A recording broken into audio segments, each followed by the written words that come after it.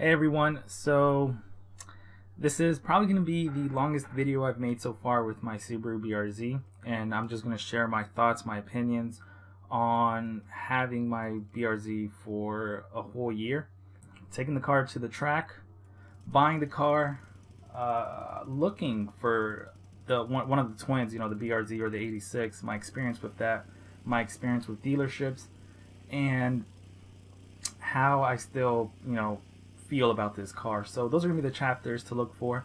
For the first one, before buying this car, looking for it, and my opinions on it. So, for my opinion with the Subaru BRZ and the Toyota 86, the moment they came out, I fell in love with the 86. I love the look more than I love the BRZ, and they're both beautiful cars, but I just enjoyed the front bumper more visually than the Subaru BRZ. However, I ended up with the BRZ. Long story short, it was so much easier to work with Subaru than Toyota. My experience within a year of looking for this car was horrible. I've talked to multiple Toyota dealerships trying to get the GR86, being on wait lists, and they've lied saying I'm on a wait list, or they have a car heading over to their dealership. In reality, it's not. They're just fighting with another dealership to receive it. So it's going to another dealership, and they're trying to fight with the other dealership to bring it to theirs. So they're already lying to you. They talk about pricing. They talk about a $500 down deposit to be on the wait list for this car, and it just takes forever to work with them, and it sucked. Granted, they did have the patience to work with me, but I was searching from North Carolina to Virginia to multiple states to see what I can find and whether I can find a good deal with them. Because once I found one, it would be $40,000, $50,000, and it will be markups plus, we added this package, so this anti-theft package, where we added add-ons to the car that you can't remove, so we have to raise it up. So it's not a $28,000 car anymore. It's now a $45,000 car because we added all this. And I'll tell them, like, hey, I don't want this. And I think it's way too expensive to have a GR86 at $40,000, $45,000, $50,000. At that point, I'd say I'd get a Supra, but the Supra is already MSRP, or it's over MSRP as well. Yeah, it was a horrible time to buy this car. And my experience with Toyota, though with a lot of patience, it sucked. And at certain points, I just gave up, and I was looking for a Tacoma or a Tundra or a pickup truck because I was just so tired and fed up trying to work with Toyota. And I got very fed up. It really sucked. It was a terrible experience, and nothing was MSRP. And I gave up, and I eventually didn't even want a new car at all. So I was like, screw this, I'm upset. Moving forward, about a month later, I was bored one night, and I wanted to just go window shopping for the car, right? Let me look for a Toyota 86. Why not? CarMax or what is it? Carvana or any other one, and dealerships, because I always liked looking into it. I still love the car. I still wanted a new car, and I wanted that car. So as I'm looking for the Toyota GR86 and seeing what they have, even used cars or used 86s were still $37,000, $38,000. I'm like, $38,000 for a used GR86. I'm like, that's insane. I'm not buying a used car for more money than what it will cost new. But yeah, as I'm window shopping, I find a small dealership, a small Subaru dealership, where they're selling a Subaru BRZ. And I see the price. It's pretty much MSRP with the add-ons of, what did they add? The trunks mat, anti-slip mat, and then the mats for the driver and passenger side. Why not? And that's all they added, and it's MSRP. And I found that at night, and probably late, around like 5 o'clock, so I decided to give them a call. When I gave them a call, so when I called Subaru, they were very friendly. They talked to me about the car. They talked what they added. And I gave them my experience. Like, hey, I've had a terrible experience with looking for one of these cars, the 86 or the BRZ, or mostly the 86. And I just want to know, because I don't want to waste your time, and I'm tired of wasting my time. Is this the price that y'all have online, the price you're selling for? Is it really MSRP? They said, yeah, what you see on the website is pretty much what you're walking out the door. This is out the door price. And then I asked them, like, okay, that's awesome. Is the vehicle actually there? Because I've dealt with Toyota that they say, all right, come down. We'll put you on a wait list after talking to me for about 30 minutes about the car. And then they're just like, oh, we just don't have one. Oh, it's on the way. And then it takes 2-3 months for it to be on the way. And then when I call back, they're like, oh, no, it went to another dealer. We couldn't do anything about it. I was like, cool. Can you give me my $500 back? Because I'm kind of sick and tired of it. Or can you remove me from the wait list and not charge me for the $500? So it really sucked. And when I talked to Subaru and I asked them, hey, do you guys have it actually in the dealership? They're like, yes, we have it inside the dealership right now as a, I guess, showroom car. I was like, that is awesome. I found it hard to believe, and I couldn't believe them. I was like, this is too good to be true. And it was about an hour away from where I was, and I pretty much didn't know if I wanted to believe them or not. And I was like, okay, cool. I might come down there tomorrow if you guys are available. They're like, yeah, we're available. Come on down. We'll give you a test drive. And yeah, like we mentioned, it's MSRP. You can remove the mats if you want, which I would appreciate that. Remove the mats if you want. And, it's MSRP. We're ready whenever you are, and come test drive the BRZ. And I was like, sweet. I hang up, and I'm just, I'm laying in bed now, and I'm just like, oh, should I do this? This is so out of the nowhere. I just wanted a window shop, and I found one. I found a BRZ, a 2023 Subaru BRZ at MSRP. I'm like, this is insane, especially during this time when everything is marked super high up, and dealers just want to take as much money out of you as they possibly can. Where was I? When I hung up with Subaru about heading over there and test driving the vehicle, right? I wanted to, let me step back a little bit more. I wanted to not embarrass myself, which I embarrassed myself the next day, but I was watching this old video on how to drive a manual. The guy, it's an older man who is part of a company, I think it's just cars.com. And he pretty much gives you the basics on how to drive a car, and he's driving a Subaru BRZ, an older model, or a GR86. He's driving one of those. Or, the Scion FRS. And, well, I was watching him that night. I was watching him a few months ago, and then I was watching the same video. I was watching the same video over and over again, and all through the night. And even while I'm driving, after my playlist ended, I kept replaying the YouTube video of him showing me how to drive a manual, just because I needed to get ready for it. It definitely helped, but it was definitely what everybody says. You just got to practice, you got to experience it, you got to do it multiple times before you actually get it. So it helped a little bit for me to understand the concept on how to drive a manual, but I had no idea, I had no experience with it, and it was really horrible.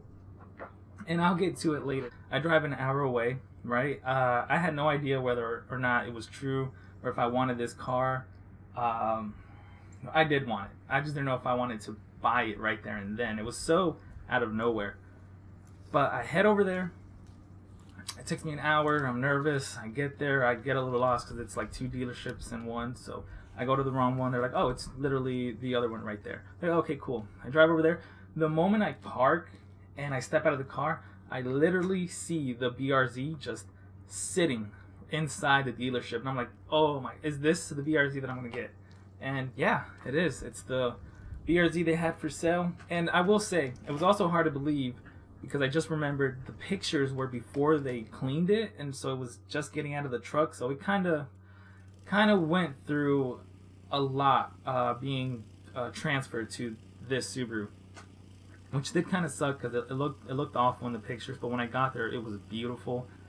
And I sit down, I talk to them, they're like, oh, this is the car you're looking for, right? Like, yeah. Like, do you want to test drive? Yeah. So once they take the BRZ out of the dealership and they give me the keys to drive, I sucked at it. I was able to slowly put it into first and then drive off, which was great because I didn't embarrass myself in front of everybody that was in the dealership looking at me getting ready to drive this car.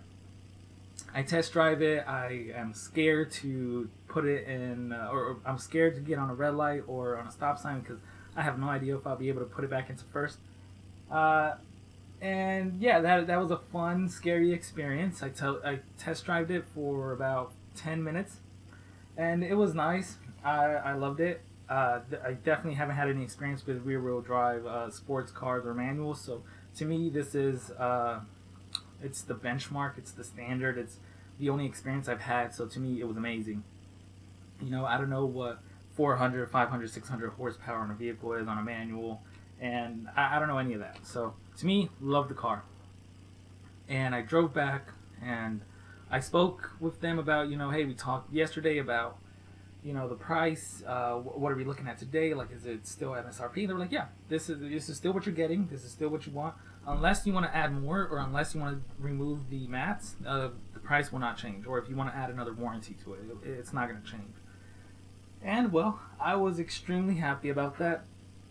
I did not remove the mats. That's like a very small regret that I will say. I did not remove the mats, mostly because I was very happy with the price, and I didn't realize that I'm spending $200, $300, $400 on just mats, and I could buy better mats for the same price, or if not lower, in Amazon or a more. That's a small regret that I had with it, but the mats are nice. I still appreciate Subaru for being so easy and so quick to sell this vehicle for me, and nothing but honesty from them. So I do gotta shout them out. It was in Mount Airy, North Carolina. I think it was Scenic Subaru, and yeah, I definitely appreciated them, and I was so happy that they sold that car to me. When we talked all the numbers, and eventually I walked out the door with the vehicle. Yeah, it was the same price. It was MSRP, including add the mats and whatnot. I did get a warranty, and then about a week later, I decided to remove it because it didn't cover what I wanted it to cover. And being a new car and knowing that I'm going to work on it later down the road, I'm going to avoid the warranties regardless. Definitely not now, not yet. It's still too new of a car for me to want to put my hands in it and avoid a whole kind of a lot of warrants. Avoid the warranty, especially with the RTV issues and the oil pressure drops. I definitely don't want to avoid any kind of warranty. But yeah, as I was driving away, again, everybody was out looking at me like, oh, he bought his car, he bought the BRZ. Yeah, let's all wave bye and clap for him and watch him go. And thankfully, the salesperson who worked with me, he was like, all right, guys, let's not embarrass him. He's new at or let's not make him feel embarrassed, because he knew I was gonna mess up. I knew I was gonna mess up. And he pretty much just said, all right, let's go back inside. He's new to the manual. Granted, I left the dealership around like 4 o'clock, 5, traffic hour, going back to Charlotte. It's a 1-hour drive during traffic hours, stop and go in the freeways, and man, it was a terrifying. It was a terrifying experience. I was anxious, and I felt like I was so nervous, but I loved it. I still enjoyed it. It was fun. Well, what else? Yeah, driving there, I think I stalled the car twice, maybe 3 times. I eventually had to get out of the freeway because it was a stop and go. And I found another route where it was in the back roads, and it was a little bit more easier. But yeah, I definitely gave myself whiplash a couple of times stalling.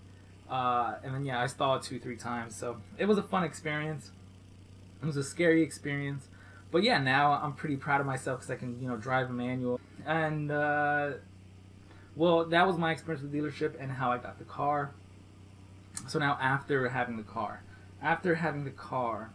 I pretty much just drove it as a daily. I sold the other car to the dealership, which they gave me more than what other dealerships were planning on giving me with my car.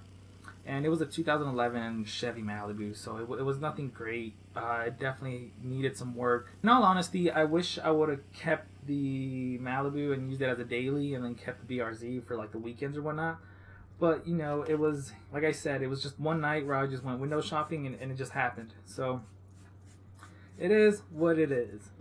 I think what I want to say is that after buying the vehicle, yeah, I use it as a daily.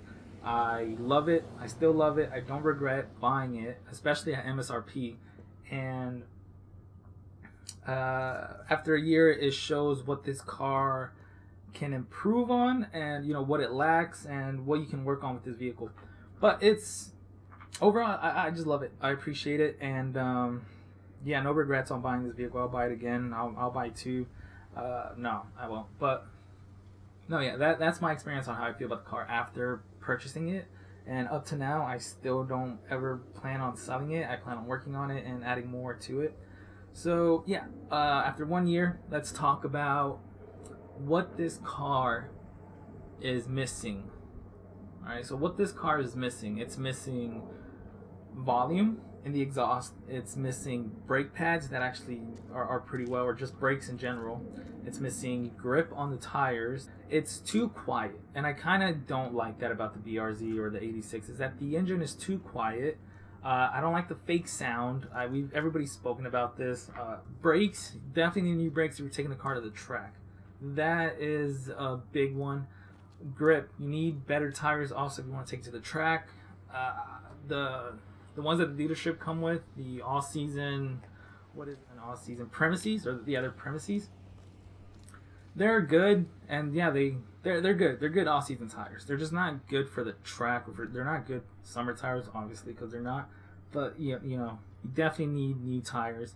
Again, brakes. Once I started going at higher speeds, I kind of realized that I needed better brakes. I definitely was stopping, but I would be like, I'm hitting the brake, and maybe I could put more force into the brake. I clearly wasn't at 100%, brake force, but I definitely felt a little bit unsafe after trying to go from like 60 to like a hard stop. It really wanted to keep going, and that could be because of the grip, the tires, clearly the brakes. But yeah, need new brakes, especially if you're taking it to the track. Exhaust brakes, tires. I will say this one's minor, but some people may not be. I'll say audio system. Definitely the audio quality. I've never had amazing audio, and I don't really care about how great the music sounds. Well, to an extent, I started caring a little bit more. But after 1 year, you kind of get tired of the audio system. It's okay. I wouldn't say it's good. Let's talk about before the track.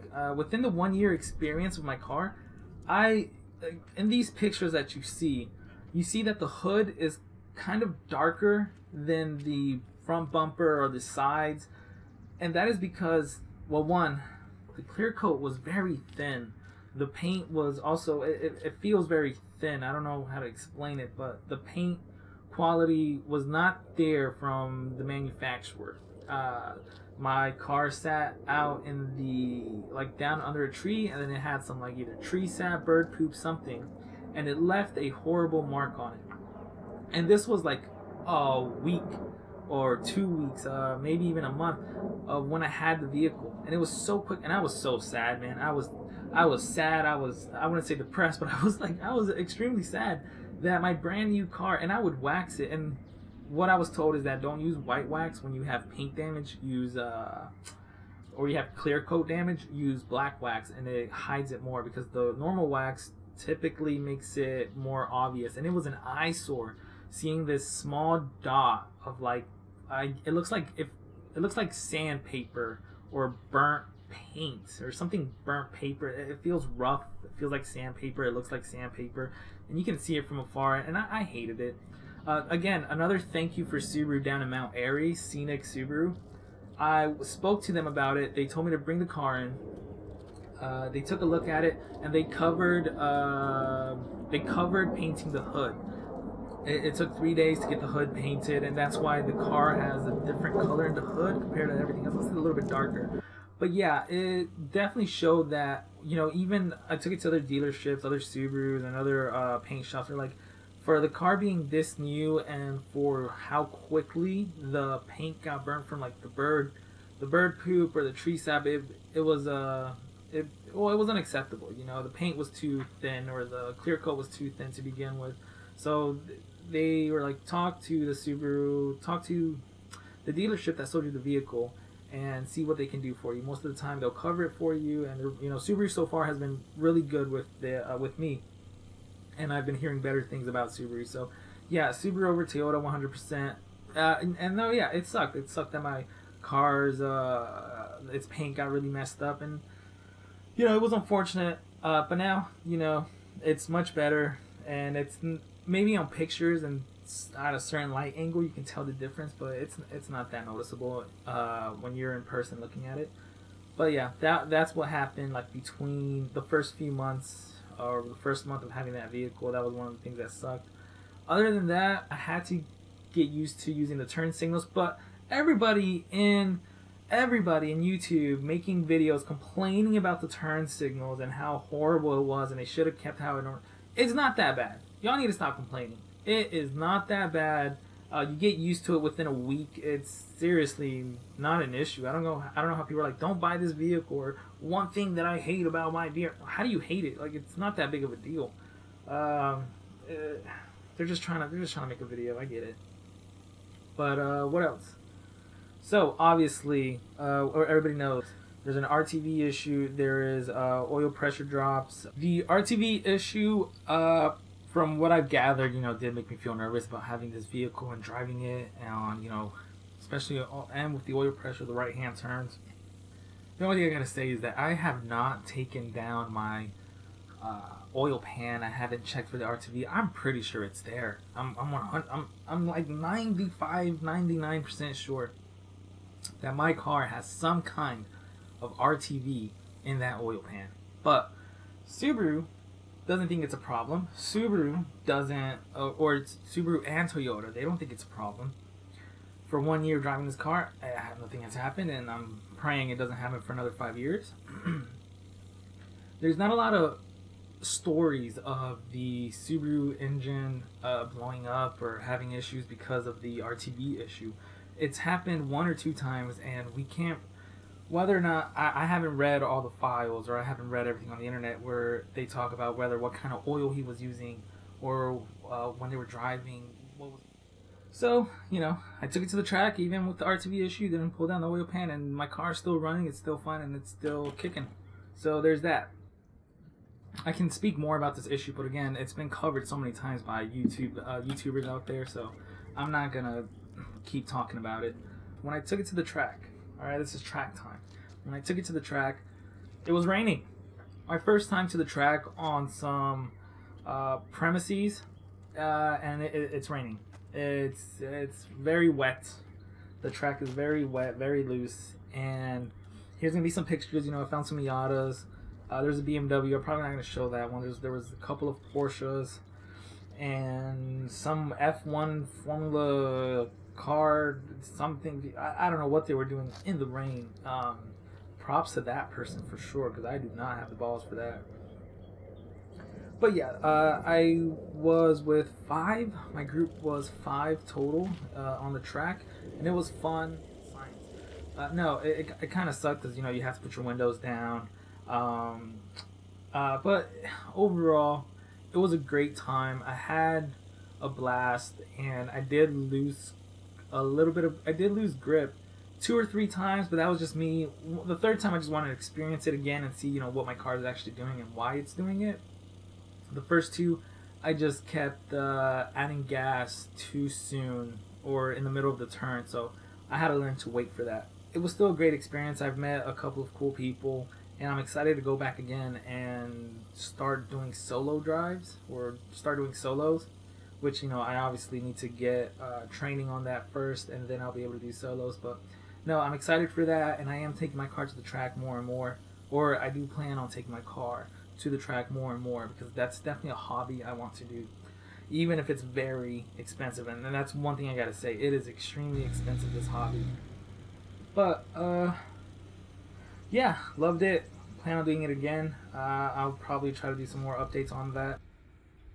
For the future of the car, like I said, brakes probably gonna be second. It's gonna be, I want the car to sound better. I want an exhaust. I definitely do want to get a new exhaust. I'm thinking Apex, one of Apex exhausts. I want to buy wheels, some forged wheels, and then tires for that vehicle. From there, the LED lights in the interior, or the halogens, they're pretty old. I don't like it. I found some people that actually like the color of them, so that's pretty cool. I like LEDs that are bright white so I can see. Yeah, sometimes they are blinding, but yeah, these are the ones I got, and I plan on just showing how I do it. But that's something I'm doing in the future. Yeah, The LEDs in the interior is something I'm doing in the future. Gonna make a quick video on that. I'm probably gonna change the what I said, wheels, tires, exhaust, brakes are towards the end, the lights, and then like again, the audio system probably further down the line. It's not a priority. I don't plan on giving it like a K&N air filter so I can get 5 more horsepower or anything like that. I think I like the power, right? See, so that's what I'm kind of worried. I'm trying to explain myself. So with the power, and this is now I'm thinking about like power in the future. I got bored of it. Well, I didn't get bored of it. I just want more. Or let's just talk power. Only power. This car with 50 more horsepower would be amazing. It would. I would love it even more if it had 50 more naturally aspirated power. Because at its power right now, it's not that great. And again, that's not what you're buying it for. You're not buying it to go 0 to 60 or a quarter mile or anything like that. It's definitely family. It's definitely not like that. And once I took the car to the track, I really appreciated how the dynamics of this car worked, and the horsepower didn't matter. I was able to keep up with these other 2 cars, and it was a fun experience. But daily driving it, I really do wish I could have had more horsepower under the hood, naturally, because it's got guts now. It just doesn't have beefy, meaty guts to like actually drive really fast. And I know that's not what it was intended for, but definitely could have used more power, 100%. So I don't know about that in the future. Either turbocharge it or do something, but definitely later, way down the line. I'm talking about like 7-8 years from now. I'm probably gonna do something like that. It doesn't need it. I do want to tint it. I do want to put some like 15 all around and then like 40 windshield, 30 windshield, just because I love the look of it. A spoiler, definitely want to put a spoiler on it. I like the Gretty spoiler. I don't know if y'all seen it. Oh yeah, coilovers. Definitely want to put some coilovers. Not entirely sure though. I have seen people say that it is a little bit rough for a daily, and I do plan on keeping this as a daily. So I'm kind of stuck between making it a track car or like a show car, or just make it look nice, be more comfortable, sound better, and like kind of like a show car. Just driving it around on the weekends, like, all right, this is my car. It looks amazing. I want to keep it looking nice. But I'm also on the other side of the spectrum where like I want to take this car to the track, beat it as much as possible, just because I want to have a fast time lap, or a fast lap time. Oh my god, a fast lap time. So yeah, I'm still thinking about it, but overall, that's the projects for my car that I want to do. And yeah, I think this is the end of it. Oh my god, a lot to talk about after 1 year. But yeah, this covers 1 year with my Subaru BRZ, and there's still more that I can talk about. I'm just not entirely sure, and I'm rambling now. But yeah, thank you guys so much. Anybody who decided to stick this long and watch the whole video, anybody who wanted to learn whether taking the car to the track, what it needs, my experience with it, dealerships, whatever you saw, whatever chapter you decided to pick. Thank you guys so much. Leave a like and comment if you guys help me grow, or yeah, don't even give me a like or comment, just subscribe. If y'all can help me grow to like 1,000 subscribers, I would be able to get I'll be able to get paid for this, and I would give y'all so much more content on this vehicle. And yeah, I really appreciate anybody just taking a look. Anybody, even if you give me just a like, you don't got a sub, but if I can grow, this can be a bigger thing for me. And I definitely appreciate anybody who put something on the comments, or anybody who subscribes. Yeah, see you guys in the next video.